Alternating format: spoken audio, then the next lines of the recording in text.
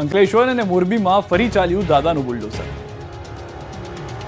અંકલેશ્વરમાં ફરી એકવાર તંત્ર દ્વારા દબાણ હટાવ ઝુંબેશ શરૂ કરવામાં આવી. અંકલેશ્વર નોટિફાઈડ એરિયા ઓથોરિટી દ્વારા દબાણ હટાવવામાં આવ્યા. જીઆઈડીસીમાં ચાણક્ય સ્કૂલ સામે સરકારી જમીન પર ગેરકાયદેસર રીતે કરાયેલા દબાણો હટાવાયા. ઘર્ષણ ન થાય તે માટે અંકલેશ્વર જીઆઈડીસી પોલીસને સાથે રાખી હતી. દબાણ હટાવ ઝુંબેશને લઈને દબાણકર્તાઓમાં ફફડાટ ફેલાયો હતો. આ તરફ મોરબી મહાનગરપાલિકા દ્વારા ડિમોલિશન કામગીરી હાથ ધરાઈ. 1 વીક 1 રોડ અંતર્ગત દરેક સપ્તાહમાં બુધવારે શહેરના કોઈ એક વિસ્તારમાં કરાય છે કાર્યવાહી.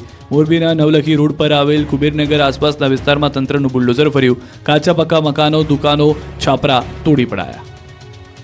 અમદાવાદથી પકડાયા 50 બાંગ્લાદેશી, કંપનીઓ 25,000માં બોર્ડર પાર કરાવતા.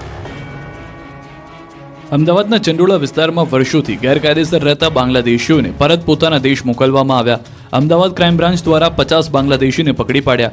ઓપરેશનમાં 50 બાંગ્લાદેશી નાગરિક અને 2 સગીર વયના બાળકો સાથે કુલ 52 લોકોને ડિટેન કરવામાં આવ્યા. આ તમામ લોકો ભારતીય પુરાવા સાથે અહીંયા રહેતા હતા અને તેમાં પણ ખાસ કરીને મહિલાઓ સાથે શારીરિક શોષણ થતું હતું. ત્યારે એક સગીર સહિત 15 બાંગ્લાદેશીઓને ડિપોર્ટ કરવામાં આવ્યા, જ્યારે અન્ય 35ને પણ આ માસના અંતમાં અથવા માર્ચની 15 તારીખ પહેલા બાંગ્લાદેશ પરત મોકલવામાં આવશે. તપાસમાં સામે આવ્યું છે કે મોલમાં નોકરી અપાવવાના કહીને ત્યાંની કંપનીઓ દ્વારા ₹25,000માં ભારતમાં ઘુસાડતા હતા અને ત્યારબાદ ગમે તે લોકોના ભારતીય આધાર કાર્ડ બની જતા હતા. ચંડોળા તળાવ નજીક બાંગ્લાદેશીઓ વસાહત બનાવીને રહેતા હતા. બાંગ્લાદેશી મહિલા અને સગીર કિશોરીને હ્યુમન ટ્રાફિકિંગ કરીને લાવી દેહ વેપારમાં ધકેલતા હોવાની પણ વિગત જાણવા મળી. એજન્ટ મોલમાં નોકરી આપવાનું કહીને મહિલાઓ પાસેથી વેપાર કરાવતા અને રૂપિયા એજન્ટ લઈ લેતા અને બાંગ્લાદેશ મોકલતા હતા.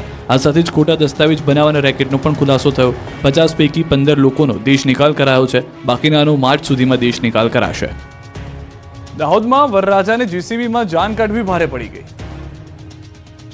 તમે ઘોડાગાડી, બળદગાડી અને મોંઘીદાટ કારમાં જાન નીકળી હોય તેવા દ્રશ્યો તો જોયા હશે, પરંતુ દાહોદના કાવડા મુવાડા ગામે નીકળેલી આવી જાન નહીં જોઈ હોય. ઢોલ નગારા અને ડીજે સાથે દાહોદ જિલ્લાના સંજેલી તાલુકાના મુવાડા ગામમાં જેસીબી મશીન પર વરરાજા સવાર થઈને નીકળ્યા. વરરાજાના મિત્રોએ સતત 2 દિવસ મહેનત કરીને જેસીબીને ફૂલોથી શણગાર્યું. જેસીબીના પાવડામાં બિરાજીને વરરાજા વહુને લેવા નીકળ્યા. આ અનોખી રીતે જાન લઈને જનાર વરરાજાનું નામ છે કમલેશ ચંદાણા.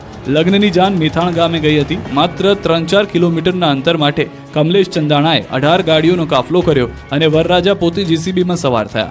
વરરાજાની સાથે 4 થી 5 અન્ય મિત્રો પણ જેસીબીના પાવડામાં બેઠા. જોકે વિડીયો સોશિયલ મીડિયામાં વાયરલ થતા પોલીસે જેસીબી માલિક સામે ગુનો દાખલ કર્યો. પોલીસે જેસીબી ડ્રાઈવર જોડે માફી મંગાવી. પોલીસે જેસીબી પણ જપ્ત કર્યું. સાબરકાંઠામાં હવસખોર શિક્ષકે શિક્ષિકાની કરી છેડતી તો સાવરકુંડલામાં વિદ્યાર્થીની પર બળાત્કાર કરનાર ઝડપાયો. સાબરકાંઠામાં હવસખોર શિક્ષકે શિક્ષિકાની છેડતી કરતા શિક્ષણ જગત ફરી એકવાર શર્મસાર થયું. સાબરકાંઠાના પ્રાંતિજની એક શાળામાં શિક્ષિકાએ શાળાના આચાર્ય પર જાતીય સતામણીનો આરોપ લગાવતા ખળભળાટ મચી ગયો. નવજીવન ઉત્તર બુનિયાદી વિદ્યાલયના આચાર્ય દ્વારા શિક્ષિકા સાથે જાતીય સતામણી તથા માનસિક ત્રાસ અપાતા હોવાનો આરોપ લગાવાયો. આ વાતની જાણ ગ્રામજનોને થતાં ગ્રામજનો દ્વારા આચાર્યની બદલીને લઈને હોબાળો કર્યો. સાથે જ આચાર્યની બદલી નહીં થાય તો શાળાની તાળાબંધી કરવાની ચીમકી પણ ઉચ્ચારી. આ સમગ્ર મામલાને લઈને શિક્ષણ અધિકારીએ તપાસના આદેશ આપ્યા. છેલ્લા 3 વર્ષથી આચાર્ય શિક્ષિકાને હેરાન કરતો હોવાનો આરોપ લગાવ્યો. જોકે આ સમગ્ર મામલે અગાઉ શિક્ષિકા દ્વારા લેખિતમાં અનેક રજૂઆત કરવામાં આવી હતી. આ તરફ અમરેલીના સાવરકુંડલામાં શિક્ષક દ્વારા એક વિદ્યાર્થી સાથે સૃષ્ટિ વિરુદ્ધનું કૃત્ય કરવામાં આવતા ધરપકડ કરવામાં આવી. સાવરકુંડલા તાલુકાના વંડા વિસ્તારની ખાનગી શાળાનો આચાર્ય વિશાલ સાવલિયા વિદ્યાર્થીઓને તેના રૂમમાં બોલાવી કૃત્ય આચરતો હતો. આ અંગેની દીકરીએ વાલીને ફરિયાદ કરતા પરિવારને પોલીસ ફરિયાદ કરી હતી. પોલીસે બળાત્કારનો ગુનો દાખલ કરી હવસખોર શિક્ષક વિશાલ સાવલિયાની ધરપકડ કરી. ભરૂચ નેત્રંગ આદર્શ નિવાસી શાળાના આચાર્ય શિક્ષકોની બદલી થતા વિદ્યાર્થીઓનો વિરોધ. શાળાના આચાર્ય અને શિક્ષકોની તાત્કાલિક બદલી કરાઈ અને વિદ્યાર્થીઓ ઉતરી ગયા હડતાલ પર. દ્રશ્યો છે ભરૂચના. નેત્રંગ આદર્શ નિવાસી શાળાના આચાર્ય શિક્ષકોની તાત્કાલિક બદલી કરાતા માહોલ ગરમાયો. લાંબા સમયથી શિક્ષકો વચ્ચે તકરાર બાદ શિક્ષકોની બદલી કરવામાં આવતા વિદ્યાર્થીઓમાં રોષ ફેલાયો. વિદ્યાર્થીઓ અભ્યાસ પડતો મૂકી હાથમાં પોસ્ટર સાથે આંદોલન પર બેસી ગયા. નેત્રંગ ગામમાં રેલી યોજી વિરોધ પ્રદર્શન કર્યું. નેત્રંગ આદર્શ નિવાસી શાળાના આચાર્યને ફરીવાર પાછા બોલાવવા તેવી માંગ સાથે હડતાલ પર ઉતર્યા હતા. નેત્રંગ પોલીસ તંત્રની ઘટનાની જાણ થતાં તાત્કાલિક ઘટના સ્થળ ઉપર પહોંચી મામલો શાંત પાડ્યો હતો. ચૂંટણી પ્રચારમાં કોંગ્રેસના પૂર્વ ધારાસભ્ય ગ્યાસુદ્દીન ભુલિયા ભાન ગાળાગાળીથી પ્રચાર. કોંગ્રેસના પૂર્વ ધારાસભ્ય ગ્યાસુદ્દીન શેખ સ્થાનિક સ્વરાજની ચૂંટણીમાં આક્રમક મૂડમાં જોવા મળી રહ્યા છે. રાધનપુર નગરપાલિકા બાદ હવે રાપર નગરપાલિકાના પ્રચાર દરમિયાન પણ તેઓ ભાન ભૂલ્યા. ભાજપમાંથી લડી રહેલા મુસ્લિમ ઉમેદવારો તથા ધર્મગુરુઓને તેમણે બનાવટી બાવા ગણાવ્યા. સાથે જ તેમના માટે અપશબ્દોનો પણ પ્રયોગ કર્યો. રાપરમાં કોંગ્રેસના ઉમેદવારોનો પ્રચાર કરતા ગ્યાસુદ્દીને કહ્યું કે કેટલાક કહેવાતા મુસ્લિમ ધર્મગુરુઓ પણ થોડા ટુકડા માટે જાત વેચીને ભાજપના ગુલામ બની ગયા છે. ગુજરાત ભાજપના મુખ્ય media convener doctor Yagnesh Dave પલટવાર કરતા કહ્યું કે ગ્યાસુદ્દીનની માનસિક સંતુલન ઠેકાણે નથી. જ્યારે મેં જોયું કે કહેવાતા ધર્મગુરુ એ ખેસ નાખીને ભાજપનો ઉમેદવાર બનીને ફરી રહ્યા છે. તમે કઈ રીતના ધર્મગુરુ છો? તમે કેવા ધર્મગુરુ છો? સ્થાનિક સ્વરાજની ચૂંટણી જીતવા ભાજપે ગામડે ગામડે ઉતારી સિનિયર નેતાઓની ફોજ.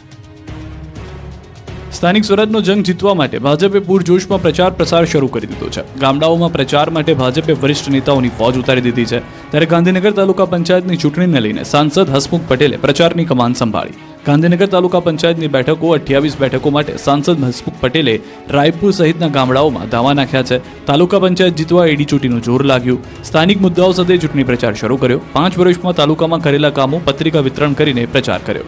તો રાજકોટ જિલ્લાના ધોરાજીમાં સ્થાનિક સ્વરાજ્યની ચૂંટણીને લઈને મહિલા સંમેલન યોજાયું. ભારતીય જનતા પાર્ટીના ઉમેદવારોના સમર્થનમાં મહિલા સંમેલન યોજાયું, જેમાં વિશાળ સંખ્યામાં મહિલાઓ ઉપસ્થિત રહી. ભાજપના તમામ ઉમેદવારો જંગી બહુમતીથી ચૂંટી કાઢવા માટે પણ હાંકલ કરવામાં આવી. આ બાજુ લુણાવાડા પાલિકામાં અપક્ષે ભાજપને સમર્થન જાહેર કર્યું. વોર્ડ નંબર 5ના અપક્ષ ઉમેદવાર પ્રદીપ સથવારાએ ભાજપને સમર્થન આપ્યું. ટિકિટ ન મળતા નોંધાવી હતી અપક્ષ ઉમેદવારી. ફરી ભાજપમાં જોડાઈ આપ્યું સમર્થન. સથવારાએ ભાજપને સમર્થન જાહેર કરતા ભાજપ કાર્યકરોએ ભારત માતા કી જયના નારા સાથે આવકાર્યા. તેમનું ખેસ પહેરાવી વિધિવત સ્વાગત કરાયું. તો વલસાડમાં ભાજપ સામે બળવો કરનારને પાર્ટીએ સસ્પેન્ડ કર્યા. એક સાથે જિલ્લાના 20 કાર્યકર્તાઓને સસ્પેન્ડ કરી દેવામાં આવ્યા.